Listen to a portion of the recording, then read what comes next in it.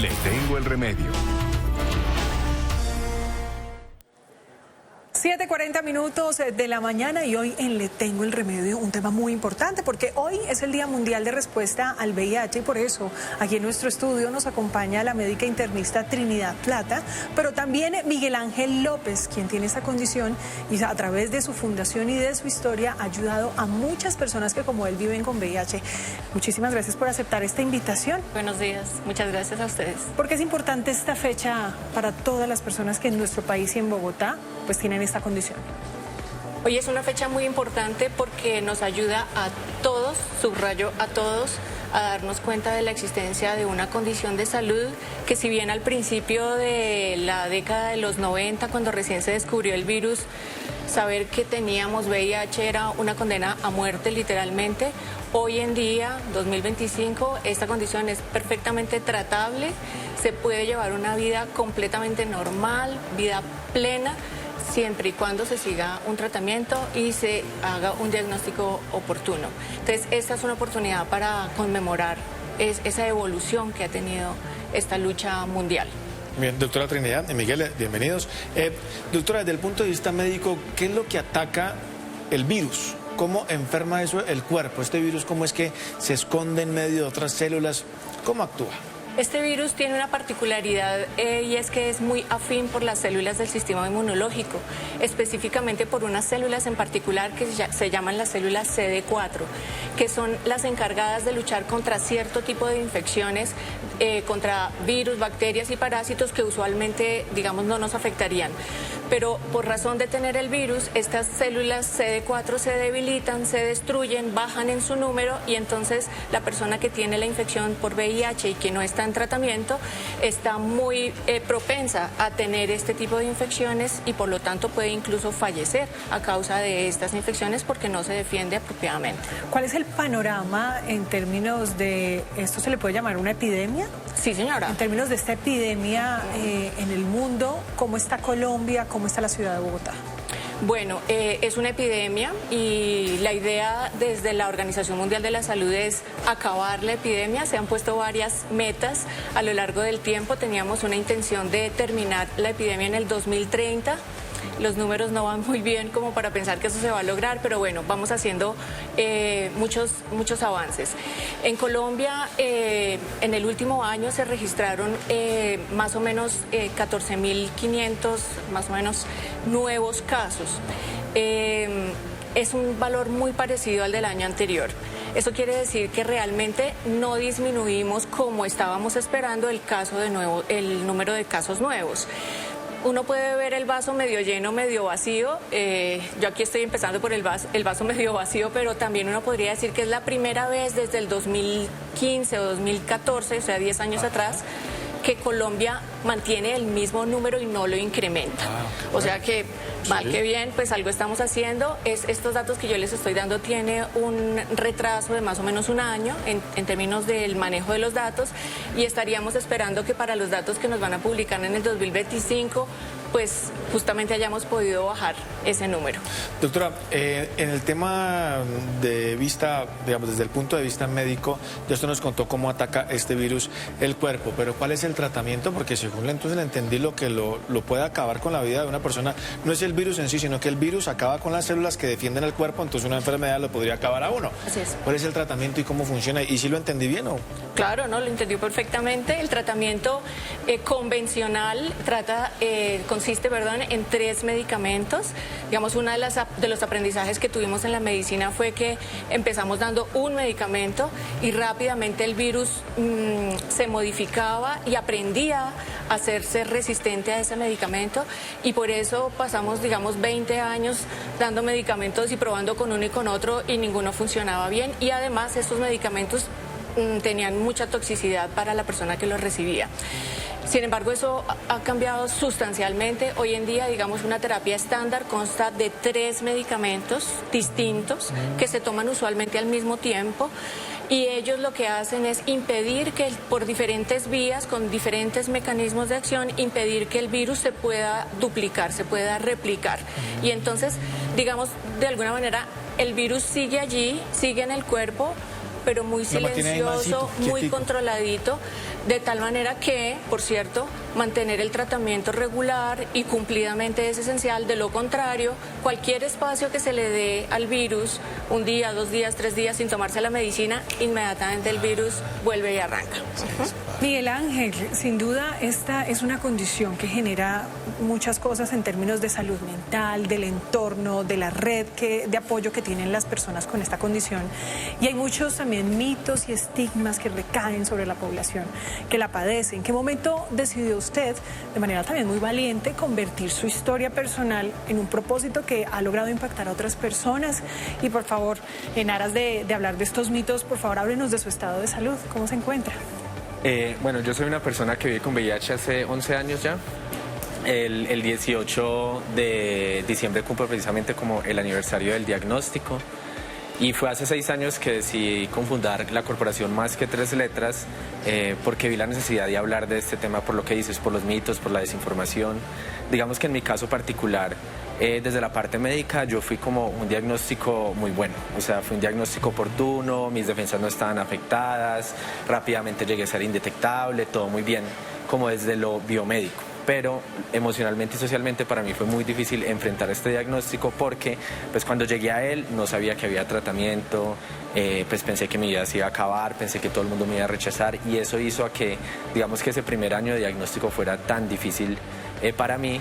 Pero ya después fue como una frustración de por qué tuvo que ser tan difícil para mí si realmente mi cuerpo estaba bien, ¿cierto? Yo soy, digamos que esos casos que digamos no me tuve que haber preocupado tanto por el VIH y que muchas personas pudieron haber tenido lo mismo, pero sigue siendo tan difícil pues por el estigma y la desinformación.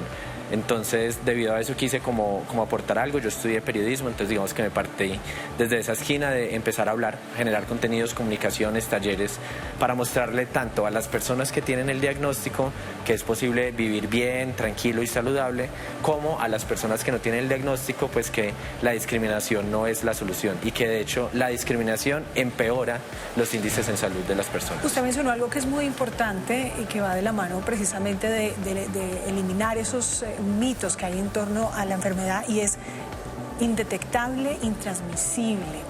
¿Cómo se llega a que una persona esté en un estado de indetectable del virus en su organismo? Bueno, ahorita Trinidad estaba explicando lo que hacía el tratamiento, que era evitar que se replique el virus en el cuerpo. Entonces llegan a una parte donde como que lo merman tanto, que lo consideran indetectable, ¿cierto? Los exámenes que miran la cantidad de virus que hay en el cuerpo ya no detectan cuánto virus hay porque hay tan poquito. Entonces eso hace que no nos afecte las defensas, como explicó ella, pero también permite que no lo transmitamos, porque no hay suficiente virus en el cuerpo para generar transmisión de ninguna manera. Entonces yo no lo transmito a mis parejas, si yo quisiera tener hijos, digamos, no se lo transmitiría a una persona que fuera a embarazar, si es la mujer o la persona gestante la que tiene VIH, tampoco lo transmite al bebé, entonces se vuelve como una cadena de prevención realmente para toda la sociedad, el hecho de que las personas con VIH puedan estar en tratamiento y se puedan mantener ahí. Y obviamente eso es algo que nos ayuda también a nosotros a luchar contra la discriminación, pues porque les demostramos a la sociedad que no somos ningún riesgo para nadie. Hay algo también muy importante, y no sé ahí quién me responde, si la doctora Miguel, la diferencia entre el VIH y el SIDA, porque a lo largo de los años pues se ha confundido esto y uno lleva al otro, pero explíquenos cuál es la diferencia. La diferencia es el tiempo y el impacto que ha tenido el virus sobre las defensas de la persona que lo lleva.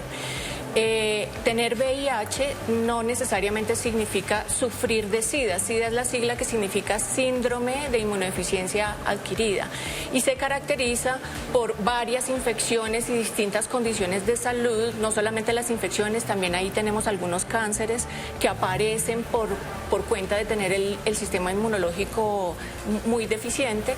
Entonces, en el transcurrir del tiempo, desde que la persona se contagia con el virus, si no se pone tratamiento, sus células CD4 van bajando y hay un punto de corte que en medicina son las 200 células. Un CD4 por debajo de 200 células hace que la persona esté literalmente indefensa a cualquier infección y pueden empezar a aparecer todas estas condiciones, incluido también ciertos cánceres. ¿Y alguien que tenga VIH no tiene que llegar al SIDA? No, es que justamente... ¿O de eso se trata? Las estrategias, además de detección temprana, se tratan de eso. El caso de Miguel, por ejemplo, es un caso de éxito en el sentido de que cuando Miguel supo que tenía el VIH, sus células CD4 todavía no estaban bajas.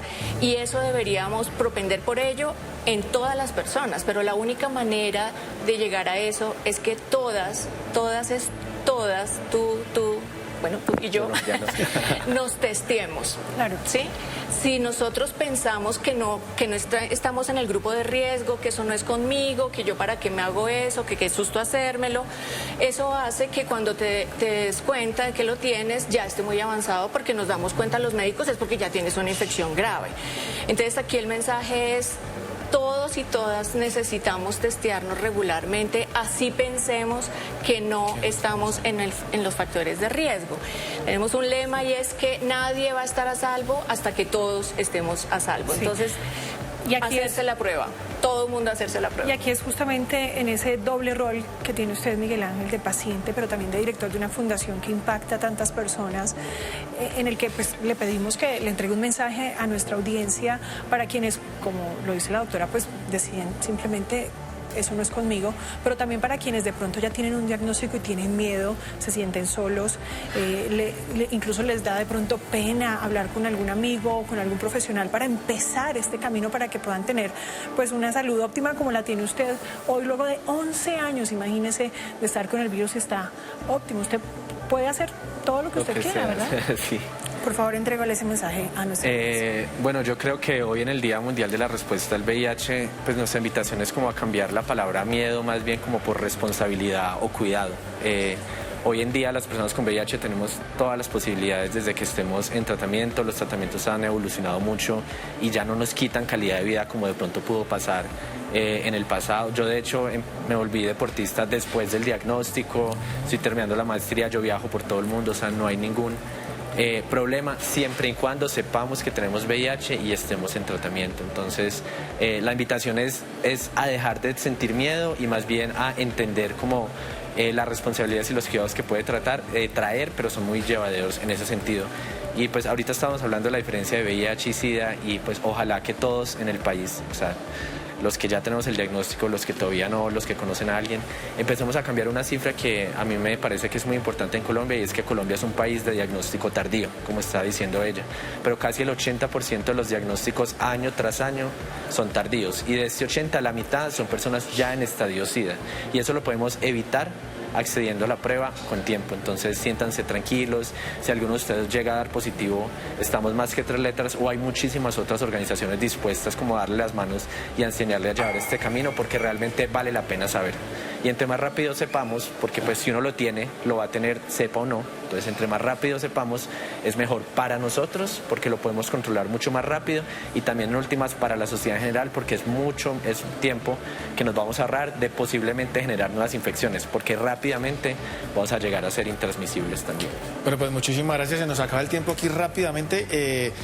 ¿A dónde pueden conseguir ayuda? Usted lo dice, la fundación, y acaba de decir algo muy importante, y es que, bueno, todo, pero esto también como que le cala a la gente, es, si se da cuenta, no se le va a quitar, escóndalo o no lo esconda, o guárdelo o no, con pena o sin pena, igual, si ya dio positivo, igual eso tiene un poco de estudios, hasta que le dicen sí, realmente lo tiene.